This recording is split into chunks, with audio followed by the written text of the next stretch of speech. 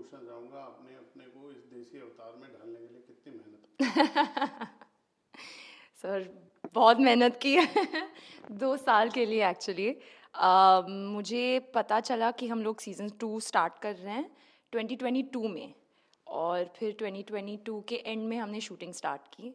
तो आनंद सर के वजह से एक्चुअली हम सब ने, जो पूरी कास्ट है, सब ने बहुत मेहनत की है, बहुत सारे क्लासेस किए हैं। आनंद सर जो हैं वो थिएटर से आते हैं, तो वो वर्कशॉप में बहुत विश्वास करते हैं। तो हाँ, बहुत खून पसीना एक करके शो बड़े प्यार से बनाया हमने। थोड़ा बताएं अपने किरदार के बारे में। जी। बहुत टफ लिख रहा है, प्यार में धोखा या क्या है? थोड़ा सा कुछ खुलासा कीजिए आप हमारे दर्शकों के लिए। जो तमन्ना शर्मा है, जैसे आपने देखा होगा सीज़न 1 में, वो एक पॉप स्टार थी, वो एक स्टार थी, और उसके बहुत सारे फॉलोअर्स थे, उसे बहुत प्यार मिलता था जहाँ भी वो जाती थी।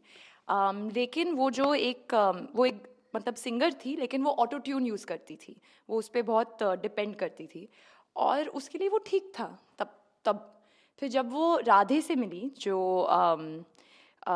उसका प्यार था, उससे बहुत सारी चीज़ें रियलाइज़ हुई। और जब वो संगीत सम्राट बन जाता है, उसे ये रियलाइज़ होता है कि उसको अभी मीडियोकर नहीं बनना, वो उब गई थी उससे, उसको एक सच्चा कलाकार बनना था, जो राधे था उसके सामने।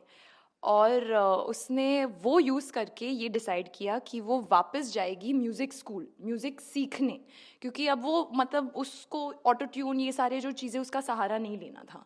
और मेरे ख्याल से ये एक डिसीजन लेना, ये बहुत मैच्योरिटी लगती है इसके लिए। तो जब मैंने प्रेप भी स्टार्ट किया था तमन्ना शर्मा के लिए, मैंने ये ध्यान में रखा था, आनंद सर जो हमारे डायरेक्टर हैं उनसे बात करके, कि मैच्योरिटी जो है वो फाउंडेशन होना चाहिए, और फिर उसके ऊपर से हमने बिल्ड करना चालू किया। तो जो सीज़न 2 में है, अगर आप देखेंगे, और होपफुली आपने देखा है ऑलरेडी प्राइम वीडियो पर, जो तमन्ना शर्मा 2.0 है, वो एक चैप्टर 2 है उसके लिए, वो मैच्योर है। उसमें बहुत एम्पैथी है, जो ये सारी चीज़ें ना एक एक सच्चे कलाकार में आती हैं।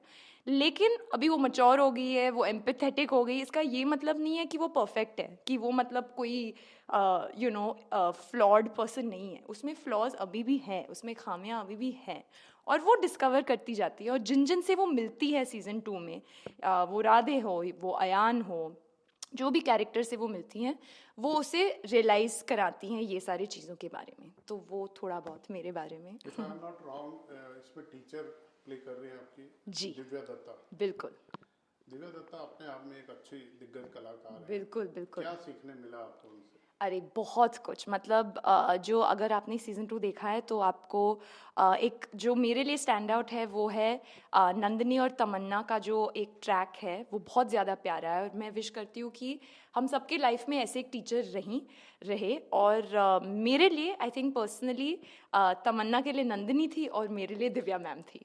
आई have always looked up to Divya ma'am a lot as an actor. तो मैं बहुत एक्साइटेड थी जब मुझे पता चला कि Divya ma'am is playing this character. और वो इतनी मतलब गिविंग है एज अ पर्सन, और इतनी वार्म है, क्योंकि जब आप देखें उन्हें, और जो उनका काम है अब तक, वो बहुत एक स्ट्रॉन्ग पर्सनालिटी है। तो मैं इनिशियली थोड़ी सी, मतलब मैं बहुत सेमी सेमी सी, मैं आके बैठ के अपने लाइंस करके चली जाती थी। फिर एक दिन उन्होंने मुझे बुलाया और बोला कि क्या हो गया तुम्हें, why you so formal with me, और पूरा मुझे शेक किया, और आज हम दोस्त हैं। So to have that equation, I feel very grateful to her. और जिस उनके साथ लाइंस करके, सीन वर्क करके, वो जो एक रियलाइजेशन होती है ना, वो कुछ अलग ही होता है। सो आई फील वेरी लकी। और जो जो सीख हैं एक्चुअली सीज़न 2 में तमन्ना के लिए, वो इतने प्यार से दिव्या मैम ने अपने कैरेक्टर के थ्रू मुझे समझाया है, जो सिर्फ तमन्ना को ही नहीं, श्रेया को भी समझ में आ गए। कि वो एक बात है जो मेरे साथ रहा है, वो है कि हम लोग आजकल मेंटल हेल्थ पे बहुत बात करते हैं। सो सब लोग बोलते हैं कि I am not good enough, this is not good enough, ये ठीक नहीं है, वो ठीक नहीं है। पर जिस कोई आपके सामने आके बोलता है कि for 1 second just accept that you are enough, आप काम हार्ड वर्क कीजिए, पर यू आर इनफ बस, और वहाँ से आप आगे बढ़िए। फिर आप सोचेगा मत कि I am good enough, comparison, ये वो। एंड आई थिंक वो सीख जो है, जो तमन्ना को मिलती है, वो श्रेया को भी मिली है। And thank you to Divya ma'am for. आपको कितना प्यार मिल रहा है सीजन 2 से? तो एक्चुअली फनली सर जो हुआ, जो 13 दिसंबर हमारा जो शो है बंदिश बैंडिट्स, जो कि प्राइम वीडियो पे रिलीज़ हुआ है, उस दिन पे मेरा फ़ोन जो है वो खो गया था सुबह सुबह। फिर बहुत घंटों के बाद और ढूंढने के बाद मुझे अपना फ़ोन मिला और फिर मैंने देखा कि जो मिस कॉल्स थे, मैसेजेस थे इंस्टाग्राम पे, और जो मेरे लिए बहुत बहुत बड़ी बात थी कि 4 साल पहले जो मुझे मैसेजेस मिले थे, शायद से मैं तभी इंस्टाग्राम इतने अच्छे से नहीं जानती थी तब, तो मैंने कुछ कुछ मैसेजेस मिस किए थे। उन सेम लोगों ने अभी 4 साल के बाद मुझे सीज़न 2 पे भी मैसेज किया है, जो कि मेरे लिए बहुत बड़ी बात है। और बहुत सारे नए व्यूअर्स भी हैं जिन्होंने मुझे मैसेज किया है, क्योंकि उनको मेरा कैरेक्टर आर्क जो है बहुत पसंद आया है। और जो स्टैंड आउट हम सब के लिए एज अ टीम ऑफ बंदिश बैंडिट्स ये है कि हमें एक बहुत अच्छा ऑनसॉम कहा जा रहा है। और जो स्टोरी है, जो कहानी है, क्योंकि ये एक आर्टिस्ट की कहानी है, बहुत सारे आर्टिस्ट की कहानी है एक्चुअली, और वो लोगों को मतलब वो छू रही है, तो हमारे लिए बहुत बड़ी बात है। हमारा जो म्यूज़िक है उसके बारे में भी चर्चा हो रही है। तो जो फीडबैक है वो बहुत ज़्यादा पॉजिटिव है और हम बस आभारी हैं ऑडियंसेस के, क्योंकि मेरा मानना है कि सीज़न 2 जो है वो एक लव लेटर है ऑडियंस के लिए, जो उन्होंने प्यार हमें सीज़न 1 के लिए दिया था।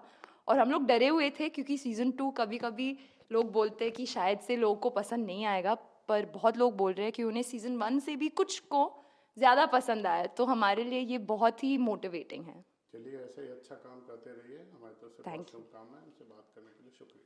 Thank you so much, thank you.